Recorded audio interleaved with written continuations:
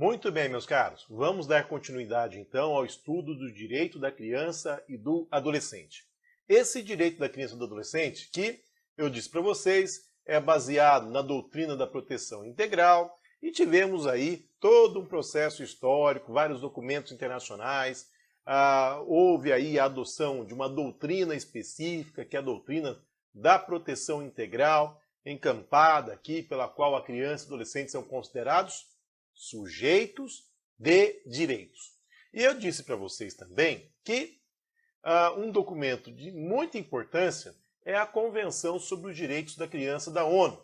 E essa convenção, ela encampou um princípio que também já constava, meus caros, é verdade, não podemos deixar de falar isso, já constava também da Declaração dos Direitos da Criança. Também, então, foi trazida na convenção que diz respeito ao princípio do melhor interesse da criança. Se a gente puder verificar qual é a expressão mais adequada, seria superior interesse ou melhor interesse, a doutrina, de um modo geral, especializada, ela faz referência ao melhor interesse da criança, ao invés de superior interesse. Seria a tradução melhor, a tradução mais apropriada para aqui o significado da expressão. Porque quando nós tratamos aqui do melhor interesse da criança, nós o fazemos diante de uma pluralidade de direitos. Vejam, o melhor interesse consiste na escolha, na melhor escolha para a criança, dentro aqui de um contexto de pluralidade de direitos. E eu trouxe aqui um exemplo que a gente pode pensar, um exemplo que a gente pode aqui discutir de como é que a gente poderia pensar esse melhor interesse em termos aqui atuais, diante da situação atual relacionada aqui ao coronavírus. Imaginem, meus caros, o seguinte, olha, pensando no melhor interesse da criança, imaginem essa situação. Imagine-se que as vacinas imunizantes do coronavírus pudessem ser aplicadas a todas as crianças e adolescentes por não haver qualquer contraindicação. E, de fato, podem, né? Neste caso, o melhor interesse determinaria que as vacinas lhes fossem ministradas em prejuízo dos idosos e de outros grupos prioritários portadores de comorbidades. Vejam, vamos tratar aqui, vamos pensar no melhor interesse da criança. Se nós pensássemos apenas no seu interesse e não numa pluralidade de interesses, nós deveríamos promover a vacinação dessas pessoas em primeiro lugar, da criança em primeiro lugar, com exclusão de outros grupos. Agora, nós precisamos analisar, num contexto de pluralidade dos interesses, quem desses grupos carece de uma imunização imediata. Qual é a resposta da criança frente aqui a esse contágio do coronavírus? Então, analisando tudo isso, ponderando-se tudo isso, o Plano Nacional de Vacinação escolheu o quê? Imunizar outros grupos de forma prioritária. Se nós pensássemos aqui de uma maneira absoluta no superior interesse da criança, nós não teríamos outra saída senão escolher vacinar esse grupo preferencialmente, na frente aqui dos demais grupos. E não fizemos, isso não foi feito, justamente porque nós temos que considerar essa pluralidade dos interesses, levar em consideração esse melhor interesse da criança. Perfeito? Deu para entender? O melhor interesse da criança, meus caros, então, ele não consiste simplesmente em adotar toda e qualquer medida com preferência à criança. Há de se analisar no caso concreto se a medida necessária ela vai aqui atender a esse melhor interesse da criança. Se a medida concreta vai atender ao melhor interesse da criança. E a partir daí, a partir desse melhor interesse, nós temos então uma preferência, uma primazia, uma preferência, uma prioridade absoluta que há de ser assegurada a esse público.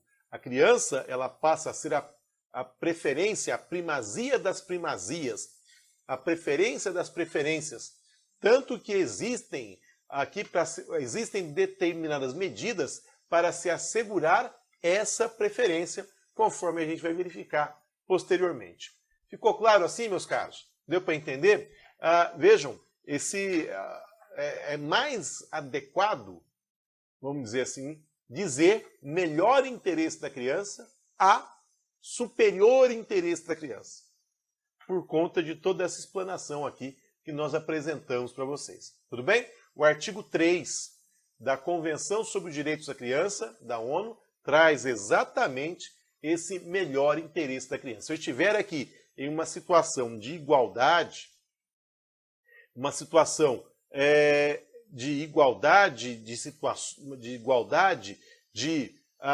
necessidades, nós teremos sempre, então, a garantia da prioridade à infância, mas tudo tem que ser analisado, tudo tem que ser muito bem ponderado diante do caso concreto. Então, o melhor interesse da criança, ele se apresenta como um conceito jurídico indeterminado. E se o juiz for utilizá-lo no caso concreto, ao promover o julgamento de um conflito, ele deverá observar o constante do 489, parágrafo 1º do Código de Processo Civil, que não considera fundamentada qualquer decisão judicial, seja ela interlocutória, sentença ou acórdão, que empregar conceitos jurídicos indeterminados, sem explicar o motivo concreto de sua incidência na hipótese, lá no inciso 2 do parágrafo 1º do artigo 489. Então estamos diante de um conceito jurídico indeterminado, determinável no caso concreto. Há necessidade de analisar aqui se ele está presente para toda e qualquer decisão judicial que disser respeito à aplicabilidade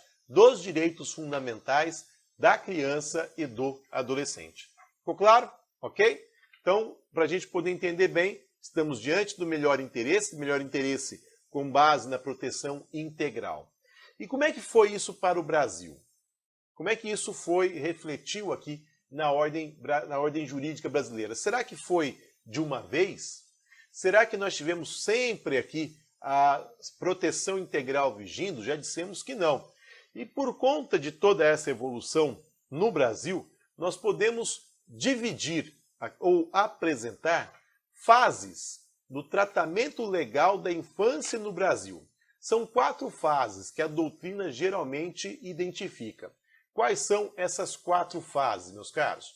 Temos aqui a primeira fase, a fase da absoluta indiferença, em que o que ponderava era a decisão proveniente do poder familiar, e a partir daí tínhamos o poder familiar como um poder divino. O que fosse decidido pela família era a regra, era o que prevaleceria na hipótese concreta. Então essa era a fase da absoluta indiferença. A lei nada tratava com relação à infância, já que dava-se a oportunidade para que o poder familiar o fizesse de forma livre. Depois tivemos a fase da mera imputação criminal, em que a infância ela tinha ou recebia uma punição pela prática de seus atos, quase que sem diferença, se compararmos o tratamento para com os adultos. Então era a fase da mera imputação criminal. Depois a fase tutelar, que justamente coincide com a situação irregular, em que tínhamos aqui o menor como objeto de proteção, passando-se posteriormente para a fase da proteção integral à atual fase em que temos aí a criança e o adolescente como sujeitos de direitos, certo? Então essa é a evolução, já vi cair essa evolução aqui em duas provas, achei bem interessante as questões, provas inclusive da magistratura, então vale a pena a gente guardar essas fases de evolução do tratamento legal da infância no Brasil. Bom, existem alguns documentos internos que são importantes para a gente poder entender como foi toda essa progressão relacionada ao tratamento legal da infância. Entre outros documentos, podemos destacar exatamente esses daqui, olha. Tivemos a Lei Federal 4242 de 1921, que já fomentou a necessidade de um Código de Menores. Vejam, a ideia aqui era de organizar a assistência e a proteção à infância abandonada e delinquente. Vejam que o foco não era a infância no seu todo. O foco era assistência e proteção à infância abandonada e delinquente. Posteriormente a esse documento, nós tivemos aqui um outro, que foi o Decreto 12272 de 1923, que também dispôs sobre essa assistência e proteção a esses menores abandonados e delinquentes. Bom, posteriormente, tivemos o Decreto 5.083, que consolidou as leis de assistência e proteção de menores, e em 1927, guardem aqui esse ano, em 1927, tivemos o primeiro Código de Menores no Brasil, o Código Melo Matos. Melo Matos serviu de inspiração, foi um juiz, foi o primeiro juiz de menores no Brasil. E podemos dizer que o primeiro juiz de menores na América Latina. Um pouco antes aqui de 1927, houve um encontro no Brasil, de representantes de países da América Latina, discutindo os problemas relacionados a aspectos legais da infância. Entre os participantes desse congresso, dessa reunião, nós tivemos aí o juiz Melo Matos, que veio posteriormente a ser o primeiro juiz de menores no Brasil, no estado do Rio de Janeiro, e depois esse juiz Melo Matos escreveu o anteprojeto de lei, que foi convertido aqui no projeto e depois sancionado nesse decreto, vindo a ser o primeiro Código de Menores do Brasil. Então, o primeiro Código de Menores do Brasil data de 1927, conhecido como o Código Melo Matos. Posteriormente, tivemos o Código de Menores de 1979. Quais são as principais características desse Código de Menores? Vejam, tivemos aqui, nesse Código de Menores, uma verdadeira explicitação, da estigmatização. Ao propor a denominação de crianças pobres como menores e dos delinquentes abandonados como em situação irregular. Notem que o Código de Menores de 79 também não tratou da infância enquanto coletividade. Não tratou da infância do modo geral. Focou aqui a sua atenção para menores e para aqueles que se encontravam também em situação irregular, e não com a universalidade infância. Então esse foi o Código de Menores de 79. Posteriormente, meus caros, tivemos aqui o próprio Estatuto da Criança e do Adolescente, Lei 8.069 de 90, aprovado aqui depois da Constituição Federal de 88, sancionado antes mesmo da vigência no Brasil da própria Convenção sobre os Direitos da Criança da ONU. Essa vigência da Convenção aconteceu posteriormente aqui ao próprio Estatuto. Tudo bem? Então, fases do tratamento legal da Infância no Brasil leva em consideração esses documentos aqui, logicamente, entre outros. Esses são aqui os principais. E eu trouxe aqui uma questão da CESP, do CESP, né? Juiz de Direito, substituto, Distrito Federal, em 2015. Eu acho importante a gente trazer essas questões para a gente poder entendendo de maneira adequada o direito da criança e a forma como ele é exigido nas provas. Então vejam, com referência à evolução histórica da proteção jurídica e social da criança, proteção jurídica e social da criança, às doutrinas jurídicas de proteção, à proteção internacional dos direitos da criança, à política de atendimento e atuação do juiz da infância, assinale a opção correta. Letra A. Para garantir a proteção judicial dos interesses individuais, difusos e coletivos da criança e do adolescente, o ECA estabelece, entre outros mecanismos, a possibilidade do juiz impor ao réu multa diária por descumprimento da obrigação de fazer, independentemente do pedido do autor. Meus caros, o ECA ele se preocupou, entre outros aspectos, também com a tutela dos direitos da criança e do adolescente, com a tutela judicial dos direitos da criança e do adolescente, com a adoção de procedimento adequado para fazer com que esses direitos sejam devidamente observados e efetivados. Então, a partir daí, já houve a previsão no próprio ECA, uma lei de 1990, inovadora, permitindo-se a imposição de multa diária por descumprimento da obrigação de fazer. E essa multa diária ela será revertida em prol do Conselho Municipal dos Direitos da Criança e do Adolescente. Então já temos aqui essa previsão. Continuando, vamos ver aqui as outras alternativas. De acordo com a Constituição Federal e o ECA, a proteção dos direitos da criança e do adolescente inicia-se a partir do nascimento com vida. Errado. Resguarda-se o direito do nascituro. Temos vários direitos previstos aqui, resguardando-se o nascituro, como, por exemplo, a questão do próprio tratamento à saúde da gestante, que indiretamente vai resguardar também os direitos do nascituro. Então, letra B, errado.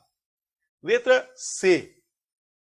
A Política Nacional do Bem-Estar do Menor, como política de atendimento dos direitos da criança, estabelecida pelo ECA, apresenta uma proposta pedagógica assistencial progressista que visa garantir atendimento personalizado e respeito aos direitos da criança e do adolescente. Está certa essa alternativa, meus caros? Está certa essa alternativa? Meus caros, não está certa essa alternativa. Por que não está certa essa alternativa? Primeiro, Política Nacional do Bem-Estar do Menor era uma política que era prevista anteriormente à proteção integral, lá na vigência da doutrina da situação irregular, na vigência do Código de Menores de 1979. Não se tratava de uma política progressista, não, uma política voltada aqui às pessoas em situação irregular.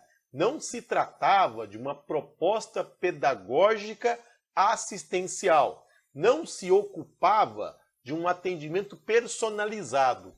Na medida em que eu tenho que a proteção integral ela busca a tutela de direitos da criança e do adolescente, vejam, há uma necessidade de buscar-se um atendimento individualizado para cada uma dessas pessoas. Atendimento individualizado, sem prejuízo da tutela à infância enquanto coletividade.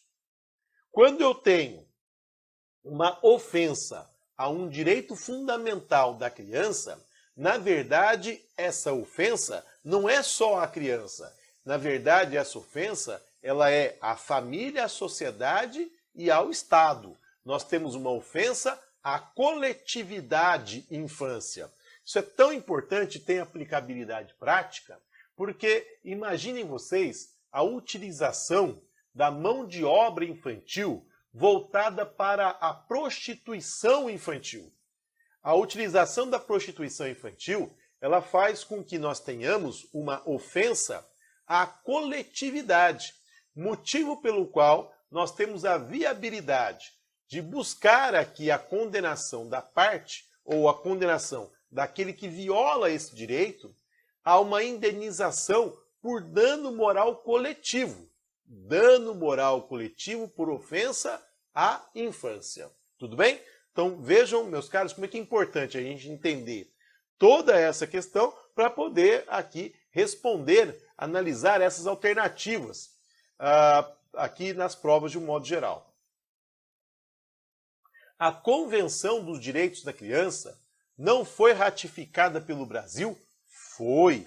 A convenção foi, sim, ratificada pelo Brasil. E no primeiro Código de Menores, decreto 5.083 de 26, está certo? Não. O primeiro Código de Menores é de 1927. Adotou-se a perspectiva de tutelar os direitos subjetivos de criança e adolescente? Não. Adotou-se a perspectiva da situação irregular, de que menor era um objeto de proteção. Por conta disso, a alternativa E está incorreta. Ficou claro? Deu para entender? Vejam que tudo aquilo que nós dissemos até agora não se trata de uma mera teoria, né? Nós temos aplicabilidade, temos exigência disso aqui nos concursos de um modo geral.